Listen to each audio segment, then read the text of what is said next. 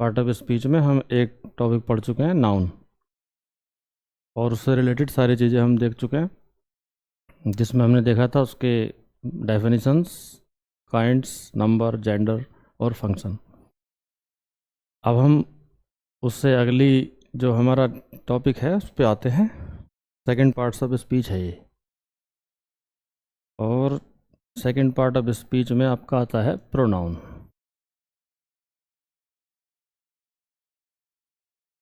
Pronoun को हिंदी में बोलेंगे सर्वनाम।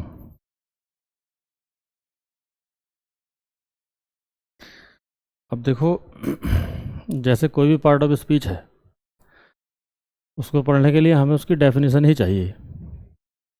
स्टार्टिंग जो होता है, कोई भी चीज़ किसी ने भी जो बनाया है तो उसको एक डिफ़ाइन किया है उसने कि इस प्रकार की चीज़ को ये कहते हैं।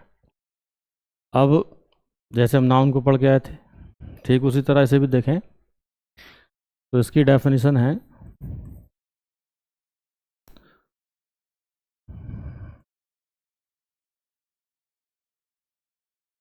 जो नाउन के स्थान पर प्रयोग हो। यहाँ हमारी छोटी सी परिभाषा है और जिसका इम्पोर्टेंट वर्ड है प्रयोग। इंग्लिश में भी बोल सकते हैं आप, that is use in place of a noun. अब इम्पोर्टेंट पॉइंट इंग्लिश हिंदी नहीं है, इम्पोर्टेंट पॉइंट है क्या चीज़, ये समझना इम्पोर्टेंट।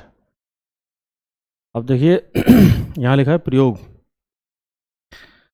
प्रयोग जब हम सुनते हैं तो प्रयोग का मतलब यूज़ करना है, और ये कोई साइंटिफिक वे में हम यहाँ नहीं देखेंगे उसे ना, कैसे कोई हम एक्सपेरिमेंट कर रहे हैं टाइप कुछ, बल्कि हम जो पढ़ रहे हैं हमें ये मालूम है कि हम लैंग्वेज पढ़ रहे हैं।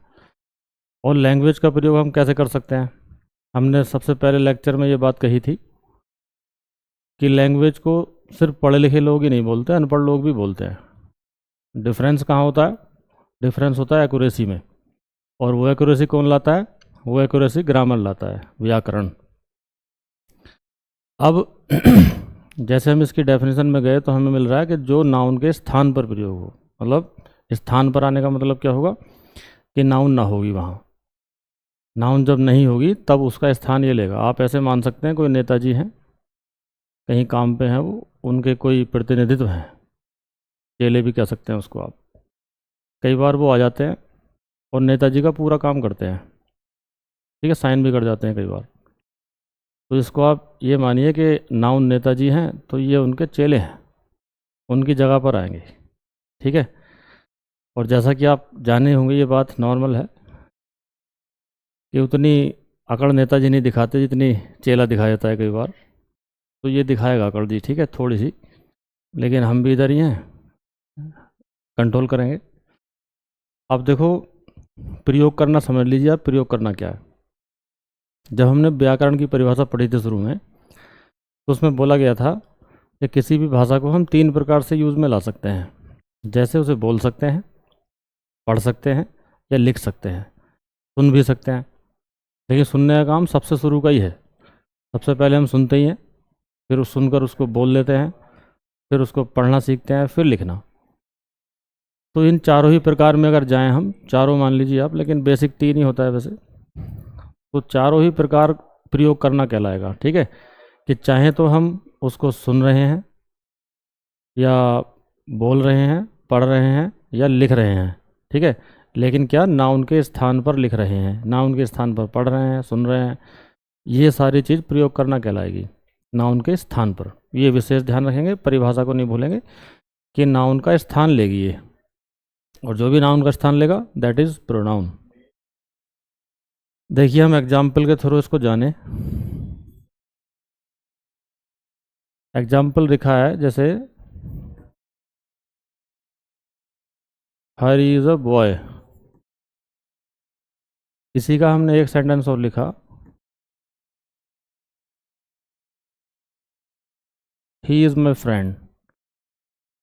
मीनिंग बन जाता है कि हरी एक लड़का है, और उसके अगला सेंटेंस का मीनिंग बन रहा है वह मेरा फ्रेंड है, मित्र है।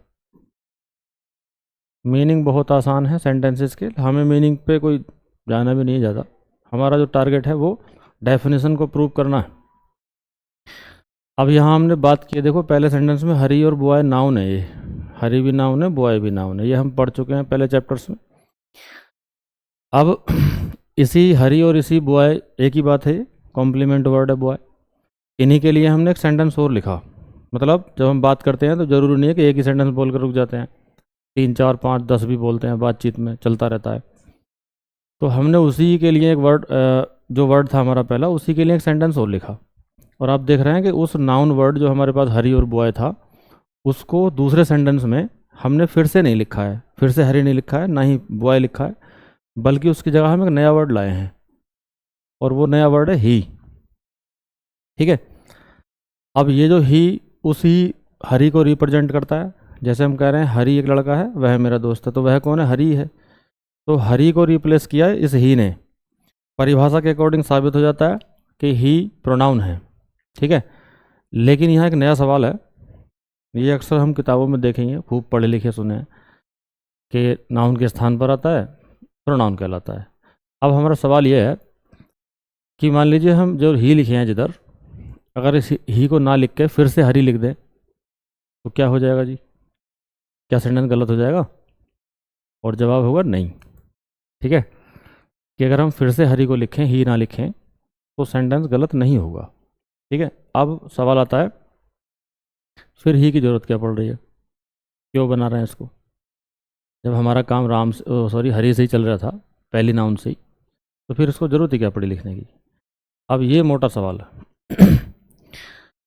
अब देखो इसका आंसर ये है कि जैसे स्टार्टिंग हुई होगी इंसान की, जो हम पढ़ेंगे साइंटिफिक वे में, कि उसने विकासानुक्रम किया, धीरे धीरे चीज़ें सीखी। पहले वो आदि मानव था, पशु प्रवृत्ति का था, धीरे धीरे वो सभ्य मनुष्य बना। और ये भाषा भी सभ्य मनुष्य की ही पहचान है, कि सभ्यता को और आगे बढ़ाने के लिए, लोग दूसरे लोगों को सिखाने के लिए भाषा का निर्माण किया गया।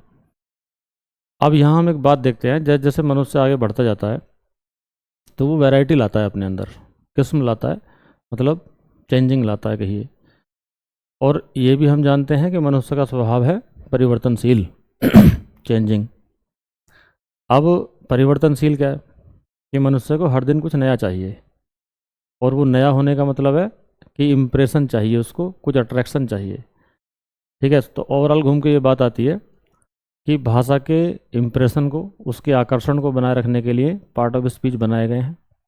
और जैसे ये रिप्रेजेंटेटिव वर्ड आए हैं, यही नाउन के स्थान पर प्रोनाउन आ रहा है, तो अगर हम यहाँ सोच लिए, ये नॉर्मल बात सोचें आप, कि अगर हम एक ही शब्द को बार बार यूज़ करते रहें, मान लीजिए हम हरी हरी लिखते रहें, 5 6 7 सेंटेंस लिखें, तो उन सब में क्या होगा, उसका इम्प्रेशन डाउन हो जाएगा।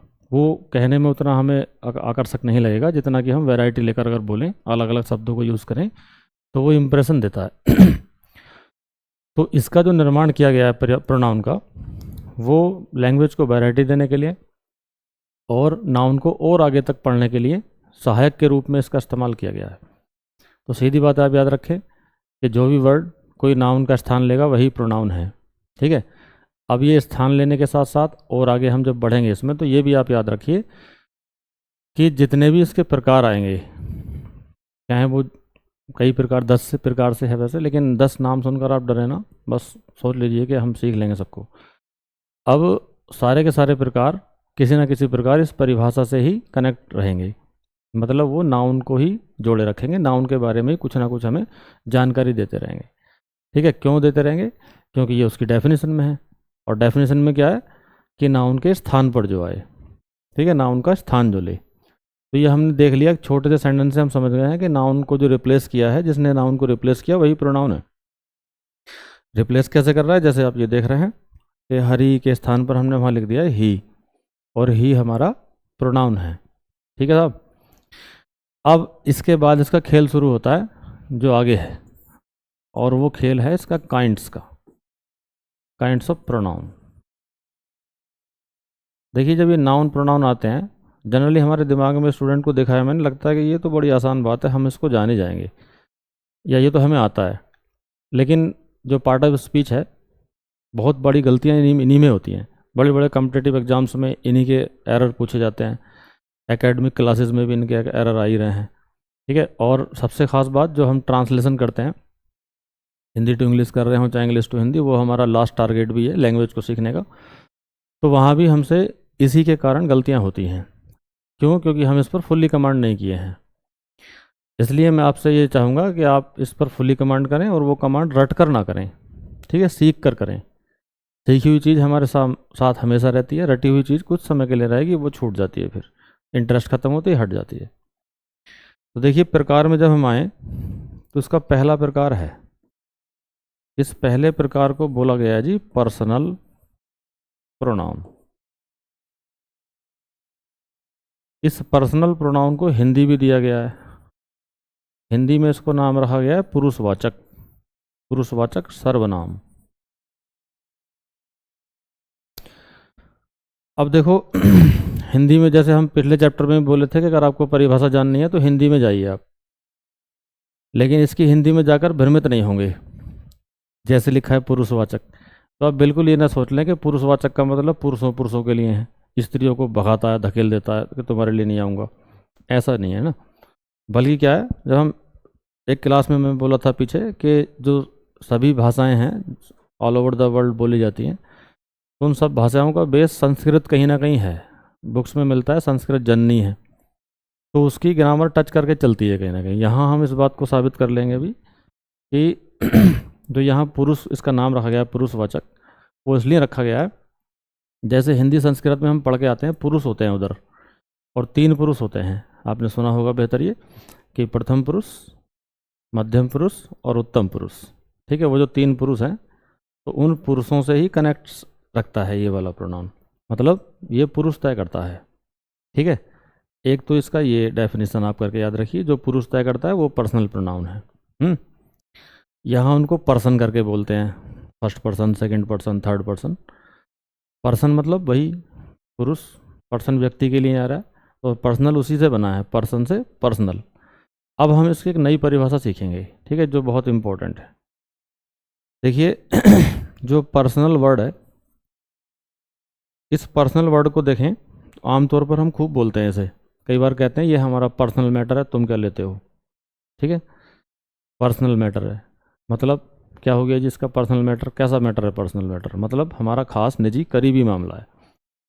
जब हम इस वर्ड का यूज़ करते हैं अपने व्यवहारिक लाइफ में कि हमारा पर्सनल मामला है, तो हम उसको बोल रहे होते हैं कि ये हमारा निजी मामला है, ठीक है, तुम इसमें इंटरफेयर ना करो। मीन्स कि ये हमारा बहुत करीबी मामला है, ठीक है।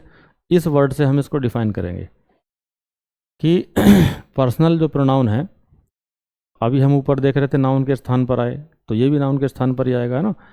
अब हमें यही सोचना है कि जैसे ही नाउन हटती है सेंटेंस में से, तो सबसे पहले जो उसके बहुत करीब होता है, जो भी प्रोनाउन उसके बहुत करीब होता है, उसी प्रोनाउन को हम पर्सनल प्रोनाउन कहते हैं। मतलब जैसे ही नाउन हटी तो उसका सबसे पहले जो स्थान लेता है, सबसे पहले, तो वो जो आ रहा है इसका स्थान लेने के लिए वही पर्सनल प्रोनाउन है। जैसे मैंने एग्जांपल अभी बोला था पीछे, नेताजी हैं कोई, है ना, उनके बहुत सारे असिस्टेंट होते हैं, लेकिन कोई उनमें से एक खास होता है जिसे राइट हैंड बोलते हैं, है ना, वो चलाता है सारी चीज़ें। तो राइट हैंड आप इसे मान के चलेंगे ये नेताजी का पर्सनल है, नाउन का पर्सनल, है ना। मतलब जैसी नाउन हटती है तो ये राइट हैंड है, सबसे पहले ये आता है। ऊपर एग्जाम्पल लिखा है जो देखिए आप, उसमें यही आपको मिलेगा।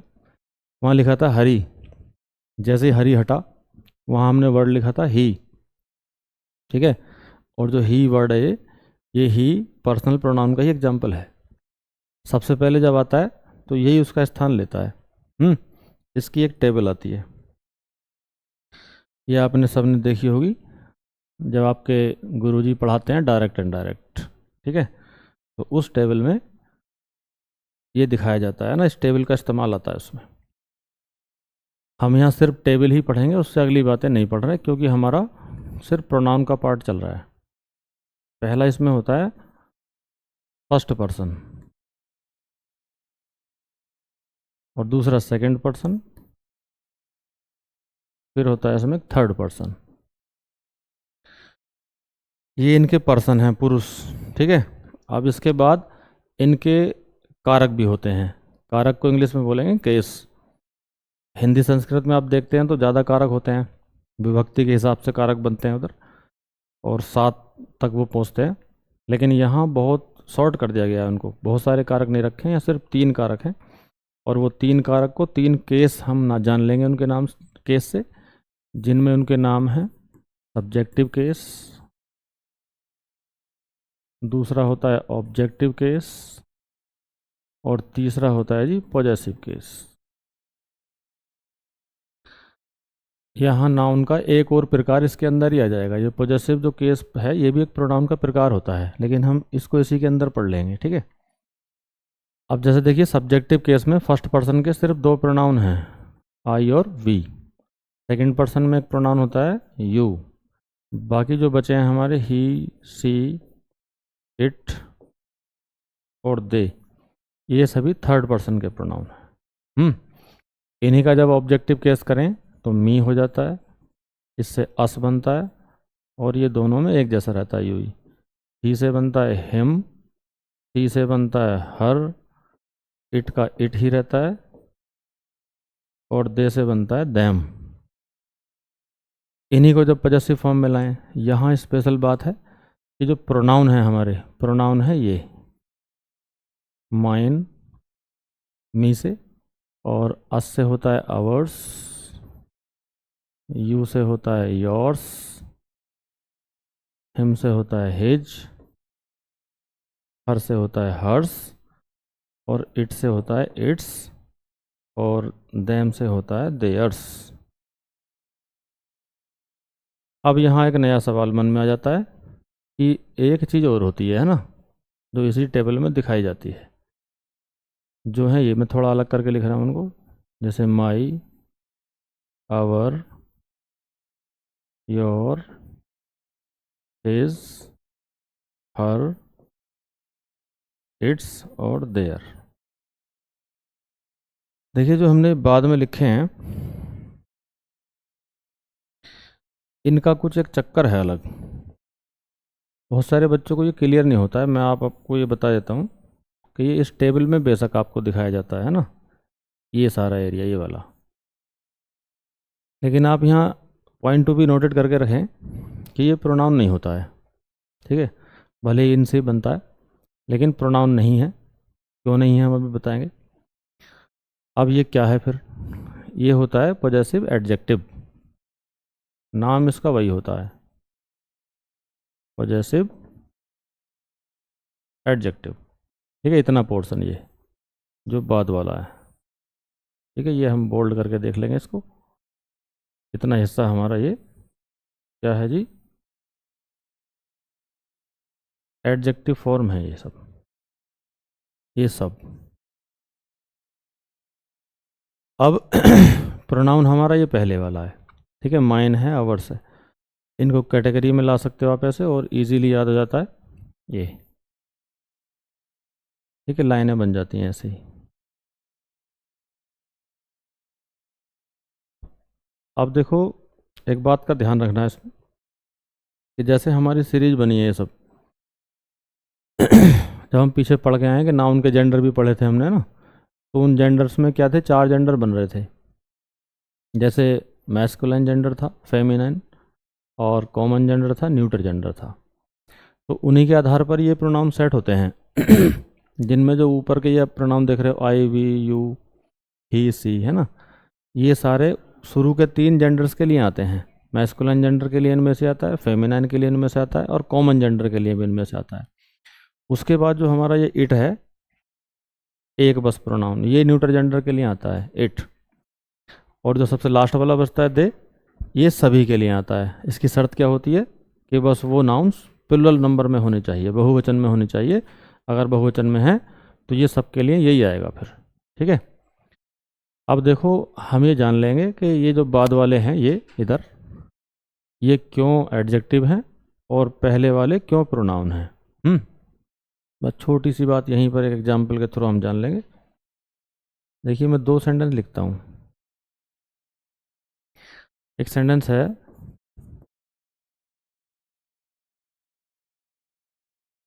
दिस इज माई पेन, और एक सेंटेंस है दिस पेन इज माइन। यहाँ देखो दोनों सेंटेंस का मीनिंग मतलब थोड़ा इधर उधर हो सकता है, वर्ड मीनिंग, लेकिन क्या सेंस अलग नहीं है, जो मतलब कहते हैं जिसको भाव, वो एक ही है। पहले वाले सेंटेंस का मतलब है यह मेरा पेन है, दूसरे वाले का मतलब है यह पेन मेरा है। ठीक है, पहले का अर्थ हो रहा है यह मेरा पेन है, दूसरे का अर्थ हो रहा है यह पेन मेरा है। दोनों ही हालत में क्या है, पेन मेरा है। ठीक है, पेन तुम्हारा नहीं है। ठीक, अब खास बात क्या हो रही है कि नाउन को देखना है हमें। नाउन को क्यों देखना है? क्योंकि प्रोनाउन ढूंढने वाले हैं हम, और प्रोनाउन कैसे मिलेगा साहब? नाउन से संबंधित मिलेगा, वो नाउन को रिप्लेस करेगा या नाउन को कुछ ना कुछ करेगा वो। ठीक है, अब देखो पहले वाक्य में हमारे पास नाउन था पेन, और ये वर्ड पेन के जस्ट साथ लिखा है। यहाँ दूसरे वाक्य में पेन हमारा इधर है और ये माइन अलग है। तो ये आपको हमेशा ध्यान रखना है कि जब भी कोई प्रोनाउन अगर है, किसी सेंटेंस में कोई वर्ड प्रोनाउन अगर है, तो या तो वो नाउन के स्थान पर होगा, परिभाषा कह रही है, या फिर वो नाउन के बिल्कुल करीब नहीं होगा। ठीक है, नाउन से दूर होगा। नाउन के बिल्कुल पास वाला जो वर्ड है वो प्रोनाउन ना होकर एडजेक्टिव होता है। अगले चैप्टर्स आएंगे, हम सीखेंगे उसमें भी। तो जो नाउन के बिल्कुल साथ है वो हमेशा ही एडजेक्टिव होता है, और नाउन से दूर होना चाहिए या नाउन के स्थान पर रखा होना चाहिए उसको, वो प्रोनाउन है। ठीक है, तो देखिए ये ऊपर वाले सेंटेंस में देखें तो जो माई है हमारा, ये एडजेक्टिव है। कारण क्या हो रहा है कि ये नाउन के जस्ट साथ है। देखिए पेन के बिल्कुल साथ मिला है। नीचे वाले हम देखें तो पेन और माइन दूर दूर है, इसमें ये हमारा जो माइन है ये प्रोनाउन है। बस ये डिफरेंस के कारण ही ऐसा होता है टेबल में। ठीक है, तो याद रखें आप, जो बाद वाला पोर्शन हम देख रहे हैं ये टेबल का, ये सब एडजेक्टिव फॉर्म होता है, पॉजेसिव एडजेक्टिव, नाम यही होता है। और जो ठीक पहले वाले हैं ये पॉजेसिव प्रोनाउन कहलाते हैं, और पॉजेसिव प्रोनाउन के साथ साथ ये पर्सनल प्रोनाउन के ही हिस्से हैं। ठीक है, मेन होता है पर्सनल प्रोनाउन, और उस पर्सनल प्रोनाउन का हिस्सा है, इसलिए हम इसको पर्सनल प्रोनाउन में रखते हैं। क्लियर हो गया होगा शायद। अब देखिए ये एक प्रोनाउन हुआ हमारा, और क्या नाम था इसका? Personal pronoun. मोटी सी बात फिर जान लें वैसे ओरली, कि जो नाउन का स्थान लेता है प्रोनाउन कहलाता है। सबसे पहले जो उसका स्थान ले, बहुत करीब में हो, उसके पर्सनल हो, यानी उससे पहले कोई ना आए नाउन की जगह, तो वही पर्सनल प्रोनाउन है। और पर्सनल प्रोनाउन की टेबल आपके सामने है, ये सारे पर्सनल प्रोनाउन होते हैं। ठीक है, नाउन को सबसे पहले यही रिप्लेस करते हैं। ठीक है, आइए हम चलते हैं इसके अगले टॉपिक पर, जो इसका सेकंड पार्ट है। देखो जी, सेकंड पार्ट हमारा इसका है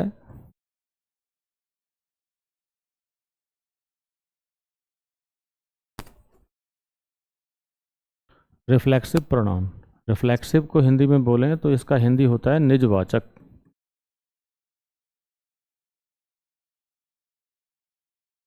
निजवाचक सर्वनाम। मैंने कहा था हिंदी देखेंगे तो आपको मिलेगा, है ना, हिंदी से मिलता है, जो डिफाइन कर रहे हैं उसको, तो उसकी परिभाषाएं हमें इजी पड़ जाएंगी। निजवाचक का मतलब फिर वही पहले से मैच करता है ना पर्सनल से, कि निजी है मतलब किसी का निजी होगा, खास होगा, किसी का करीबी या किसी का अपना खुद का है, ऐसा कुछ। अब इससे हम इसकी परिभाषा ना निकाल कर इसके इंग्लिश वर्ड से परिभाषा निकालेंगे। इंग्लिश वर्ड में लिखा है रिफ्लेक्सिव, और रिफ्लेक्सिव का ही एक वर्ड होता है नाउन वर्ड, जो होता है रिफ्लेक्शन। और शायद आपने इस वर्ड के बारे में ज़रूर सुना होगा ना, रिफ्लेक्शन क्या होता है, फिजिक्स में पढ़ाते हैं। रिफ्लेक्शन का मतलब होता है प्रतिबिंब, परछाई, नॉर्मल वर्ड्स में बोले तो परछाई। अब रिफ्लेक्सिव जो वर्ड बना है रिफ्लेक्शन से बना है, और रिफ्लेक्शन का मतलब हो रहा है साहब परछाई।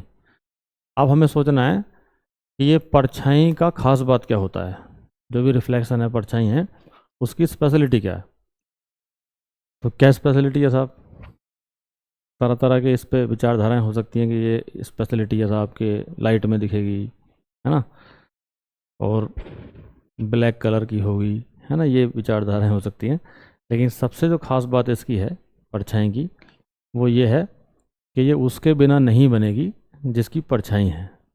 ठीक है, ये सबसे इम्पोर्टेंट पॉइंट, कि जिसकी भी वो परछाई है वो उसके बिना नहीं बनेगी।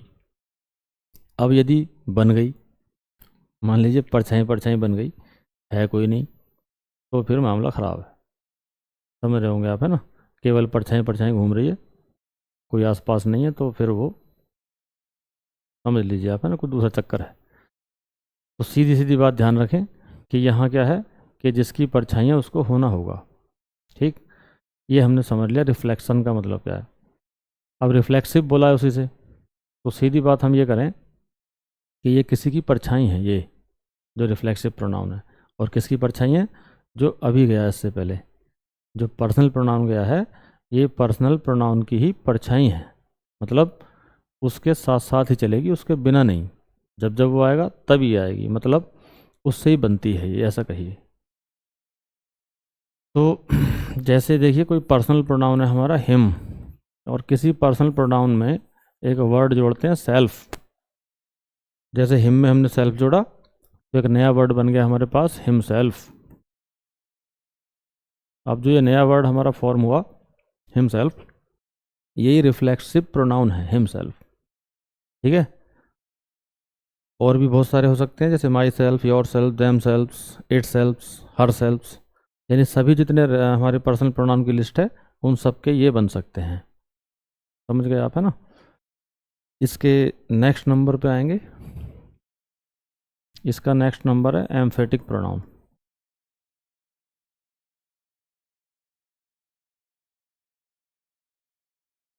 एम्फेटिक जो वर्ड है इसका मतलब होता है फोर्स करना या किसी चीज़ पर जोर देना।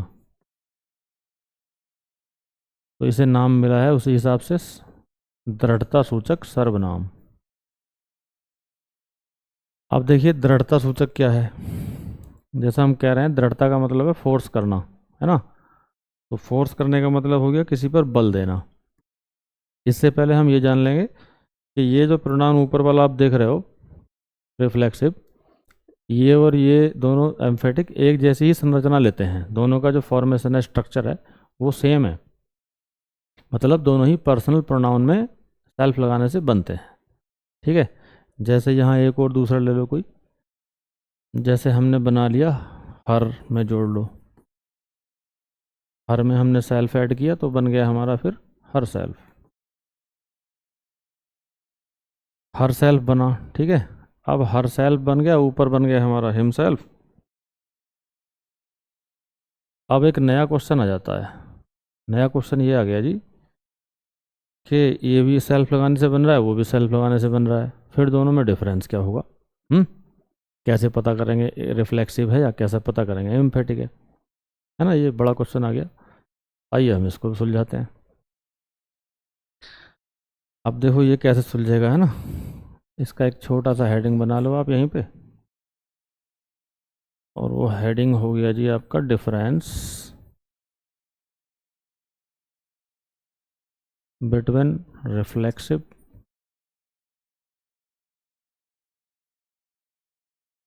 And emphatic pronoun.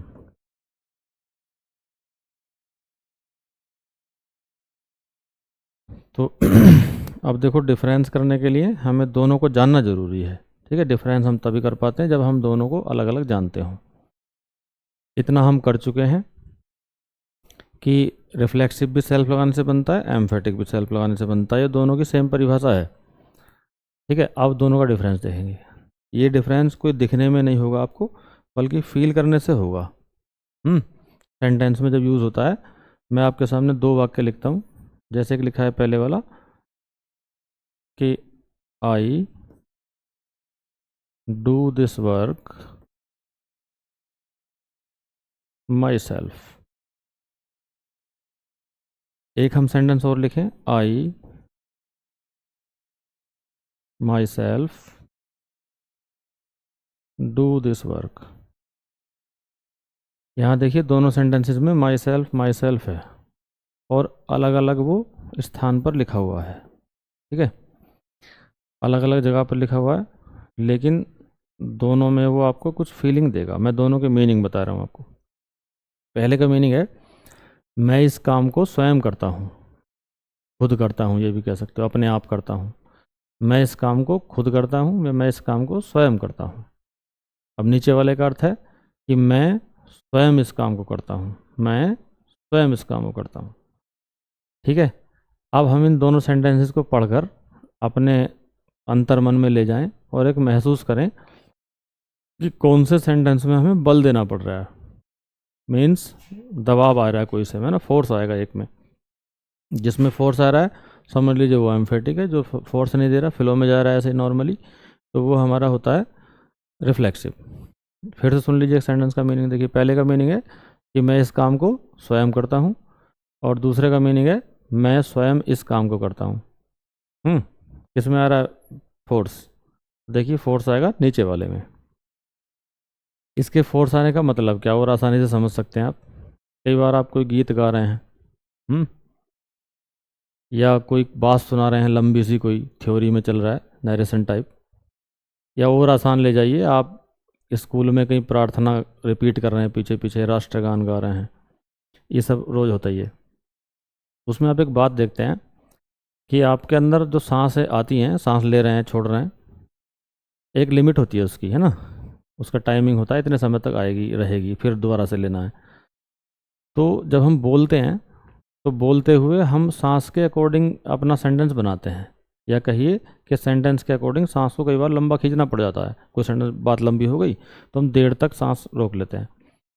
अब जैसे ही हमारा सांस रुका और रुकने के बाद फिर से ले लिया हमने ना, और फिर से लेने के बाद जो हम बोले हैं बाद में सांस लेने के बाद, तो आपने महसूस किया होगा कि थोड़ा प्रेशर बढ़ जाता है। हम उस बात को और तेज कह देते हैं, या और मतलब बलपूर्वक कहते हैं जब जब हमने सांस ले लिया होता है। लेकिन इससे पीछे जाइए आप, जस्ट जैसे ही हमारा सांस लास्ट हो रहा था तो हमारी बात धीरे धीरे धीरे धीरे हो जाती है, मतलब प्रेशर कम हो गया होता है। लेकिन जैसे सांस लिया अब दोबारा से फिर तेज़ी से निकल के आती है। ये इसका मतलब है, ठीक है, कि जहाँ पर हम थोड़ा सा फ्लो को रोकें और वो फिर से प्रेशर लेके बुले, वो एम्फेटिक है। ठीक है, जहाँ पर हम नहीं लेते, कोई फ्लो बीच में रोक नहीं रहे हैं और चले जा रहे हैं, ऐसे फ्लो हमारा बढ़ता जा रहा है, तो वो हमारा रिफ्लेक्सिव प्रोनाउन है। ठीक है जी, ये आपका दोनों का डिफरेंस है। अब देखिए 3 प्रोनाउन हो गए हैं ना, एक पर्सनल प्रोनाउन हो गया, और एक हो गया आपका रिफ्लेक्सिव, और एक हो गया एम्फेटिक। नेक्स्ट आते हैं इसके। अब देखो फोर्थ नंबर है डेमोन्स्ट्रेटिव।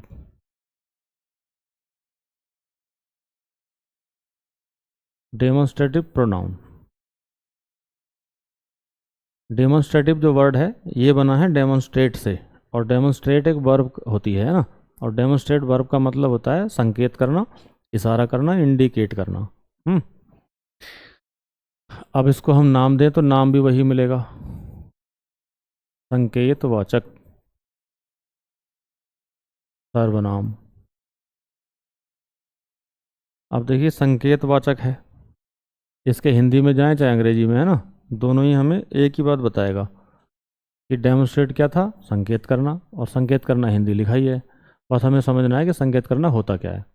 इशारा करना आप सब अपनी लाइफ में देखे ही हैं ना, बहुत बार हम शब्द नहीं बोलते, इशारा कर देते हैं ना, और ये इशारा भी लैंग्वेज का हिस्सा है। बहुत बार हम कोई ऐसा गेस्चर देते हैं, बॉडी लैंग्वेज बोलते हैं उसको, तो बॉडी लैंग्वेज में कोई हम ऐसा इशारा करते हैं, गेस्चर बनाते हैं, तो वो भी भाषा का ही एक हिस्सा है।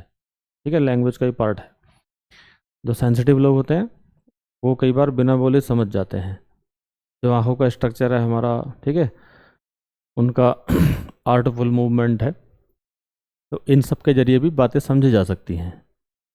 जैसा आप देख रहे हैं ना कि बहुत सारे मनुष्य के अलावा सभी, कह लीजिए सभी प्राणी, उन पे तो है नहीं वर्ड, लेकिन वो अपने गेस्चर से साउंड निकाल के ना वो दूसरे वाले प्राणी को समझा देते हैं कि हम ये कहना चाह रहे हैं।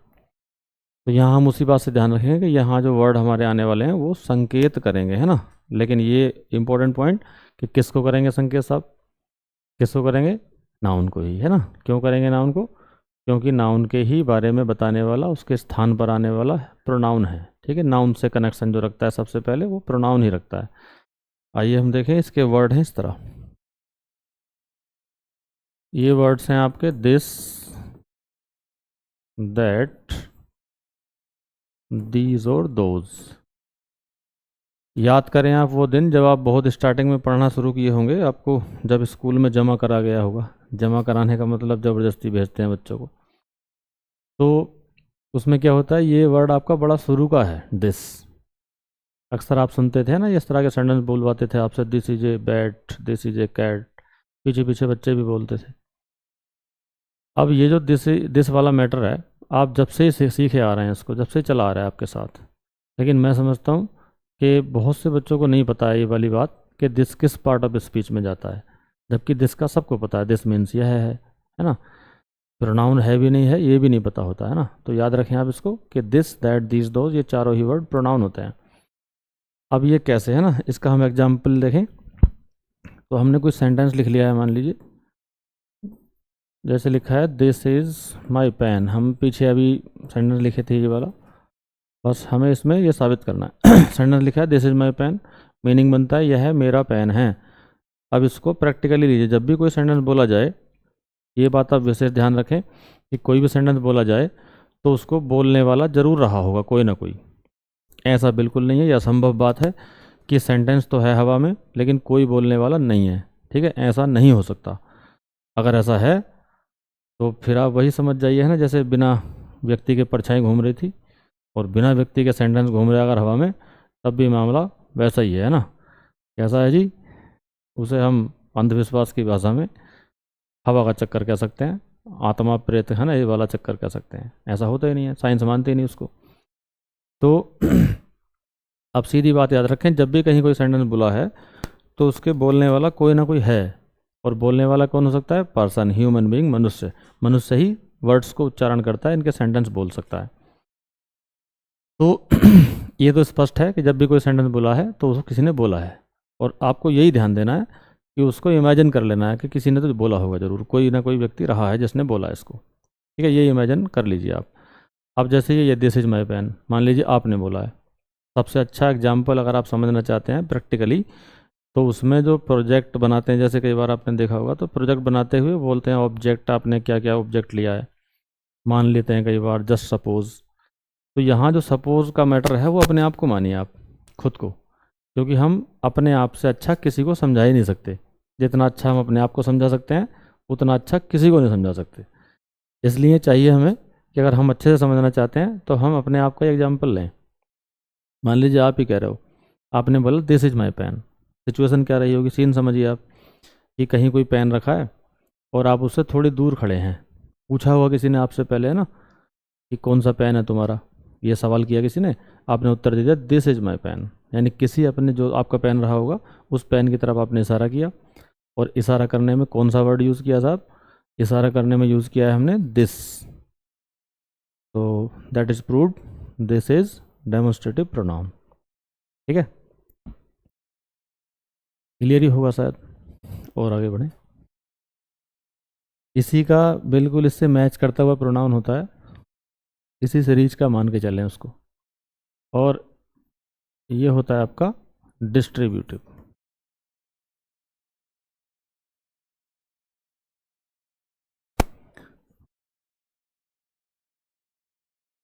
डिस्ट्रीब्यूटिव प्रोनाउन, डिस्ट्रीब्यूटिव बना है डिस्ट्रीब्यूट से। डिस्ट्रीब्यूट का मतलब होता है बांटना, विभाग करना, टुकड़े करना या अलग अलग कर देना। तो इससे इसका हिंदी नाम बना है, और हिंदी में इसका नाम बना है जी विभाग सूचक। विभाग सूचक सर्वनाम। विभाग का मतलब है टुकड़े करना, भाग करना, उसको पार्ट्स में बांट देना। तो परिभाषा भी यही बनी कि एक ऐसा प्रोनाउन जो टुकड़ों में बांट दे। अब क्वेश्चन आता है किसको बांट दे साहब, टुकड़ों में किसको बांट दे? तो वही शुरू वाली बात याद रखिए आप, नाउन को। क्यों? क्योंकि नाउन के लिए काम करता है। जितने भी नाउन के प्रोनाउन के पार्ट्स आएंगे, चाहे वो कोई सा भी प्रकार हो, वो काम किसके लिए करेगा?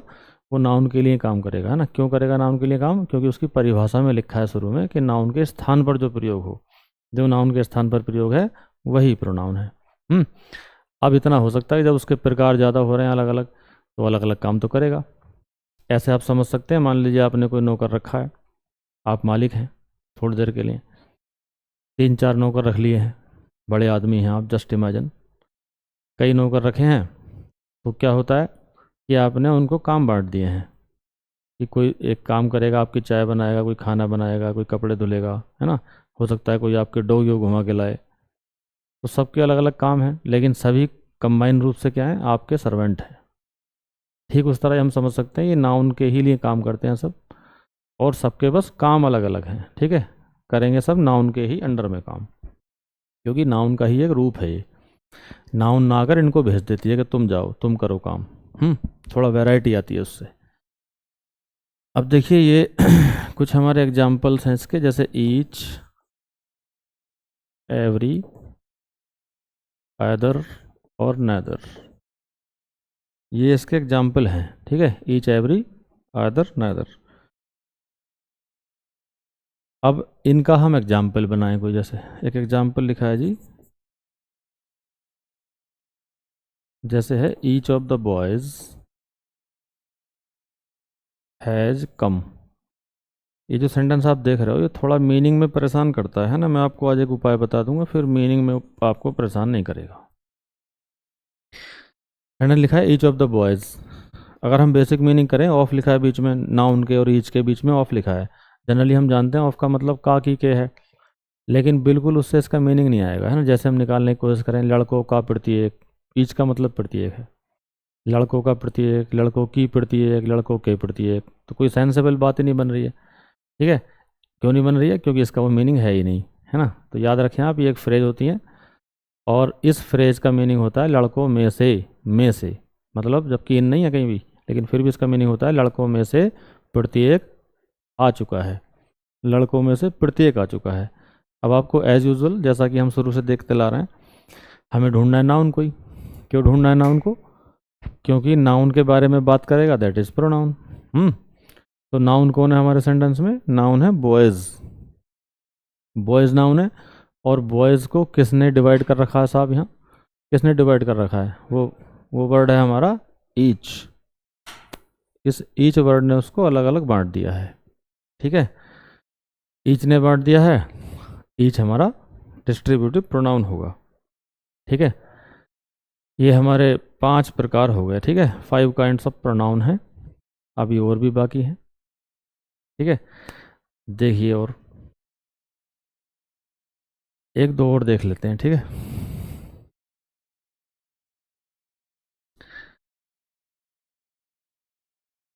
अब हमारा देखिए, जैसे 5 हमने देखे, उसके आगे आए हम 6 नंबर पे। तो 6 नंबर पे हमारा बनता है यहाँ पर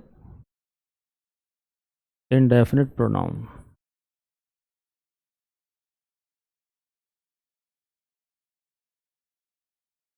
इंडेफिनिट वर्ड को आप सुने होंगे, इंडेफिनिट टेंस में भी आता है। इंडेफिनिट का मतलब है अनिश्चित। अनिश्चित क्या होता है? जो कन्फर्म ना हो, ठीक है, अनिश्चित सर्वनाम। अब अनिश्चित है, ठीक है, अनिश्चित का मतलब हो गया कि कन्फर्म नहीं है जो, तो सीधी सीधी बात वही डेफिनेशन में आप जाएंगे कि जो कन्फर्म ना करे उसको। एग्जाम्पल ले लें आप, जैसे ये लिखा है समबडी हैज़ कम, इसका मीनिंग बना समबडी हैज़ कम, मीनिंग बनता है जी कि कोई आया है, कोई आया है। अब देखिए यहाँ एक वर्ड सब्जेक्ट फॉर्म में लिखा है समबडी। यहाँ पहले ही आप ये जाने प्रकार से भी पहले कि ये प्रोनाउन है भी या नहीं, है ना। तो प्रोनाउन क्यों है? ये कह रहे हैं कोई आया है। अब आप सोचिए, जब कोई आया है तो ये कुछ ना कुछ तो होगा, है। मतलब आता कौन है? कोई नाउन ही आएगी, कोई पर्सन हो सकता है, कोई नॉन लिविंग थिंग हो सकती है, एनिमल, बर्ड वगैरह। उनके लिए वैसे नोबडी लाते नहीं है, लेकिन ह्यूमन बीइंग के लिए आएगा। तो जब भी बोलेगा कोई आया है, तो आप समझ जाएं कि कोई तो आया होगा, है ना, कोई पर्सन रहा होगा। अब वो पर्सन हम कहाँ लिखते अगर बोलते, तो वो पर्सन हम इसी की जगह लिखते, समबडी की जगह। मान लीजिए कहते हैं हम जॉर्ज आया है, ठीक है, रमेश आया है, तो ये सब कहाँ होते? ये समबडी को ही हटा के लिखे जाते। अब क्या हो रहा है? इस समबडी ने उनको हटा के रखा हुआ है, ठीक है, ये उन नाउन्स के स्थान पे ये खुद आ रहा है समबडी, और खुद आ रहा है उनके स्थान पे, तो क्या हो गया? ये जो स्थान पर आता है नाउन के प्रोनाउन होता है, ठीक। अब इसने करके रखा है कि ये बता नहीं रहा कन्फर्म कौन आया है, कह रहा है कोई आया है। ना तो इसको ये पता है लेडी है कि जेंट है, बच्चा है कि बड़ा है, बस कह रहा है कोई आया है। तो इस कोई ने हमारे लिए क्या कर दिया? ये मामला इंडेफिनिट कर दिया, सब कन्फर्म नहीं हो रहा है। तो हमारे पास जो ये समबडी वर्ड है, ये हमारा इंडेफिनिट प्रोनाउन होगा। और भी इसके हो सकते हैं, somebody, anybody, nobody, nothing, something, anything, ये सभी इस तरह के प्रोनाउन है जो हमारे पास कन्फर्म इन्फॉर्मेशन नहीं देंगे, और जो कन्फर्म इन्फॉर्मेशन ना दे तो समझ जाएं कि वो इंडेफिनिट प्रोनाउन है। अभी हमारे 6 पार्ट ऑफ प्रोनाउन हो गए हैं, बाकी भी हैं लेकिन समय की सीमाएं हैं, ठीक है। तो आज का हम लेक्चर यहीं पे हम ख़त्म करेंगे, और बाकी लेक्चर्स की तरह से हम कमिटमेंट करते हैं कि आपकी सभी समस्याओं को सुलझाने के लिए हम इधर तत्पर हैं। बस हमें चाहिए कि आप हम तक अपनी समस्याएं पहुंचाएं, ठीक है। MIT के प्लेटफॉर्म पर आपकी सारी समस्याओं को सुलझाया जाएगा, और हम प्रतिबद्ध हैं इसके लिए। आप ज़रूर हम तक समस्याएं पहुंचाएं, और जो भी आपका लगता है, आपको हो सकता है कोई वैरायटी मिलेगी हमें भी, अगर आप कुछ कहेंगे तो हम उसमें कोई कमी होगी और सुधार करेंगे, ठीक है। इसी के साथ आज का लेक्चर हम यहीं पर ख़त्म करेंगे। Have a nice day. Thank you.